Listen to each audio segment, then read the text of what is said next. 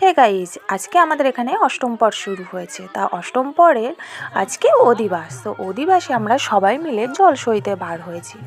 তো আমরা সবাই মিলে একসঙ্গে রানীপুকুর থেকে জল নেব, আর রানীপুকুর থেকে জল নেওয়ার পরে বাবা ভোলানাথের মন্দিরে ঢালবো। তারপরে দেখো আমরা হাঁটতে হাঁটতে কিছুটা রাস্তা চলে এসছে, আর এই যে আমার কাকি শাশুড়ি মানে দুজনে আমরা আছি, খুব মজা করছি, আর পিছনে অনেক মানুষ রয়েছে।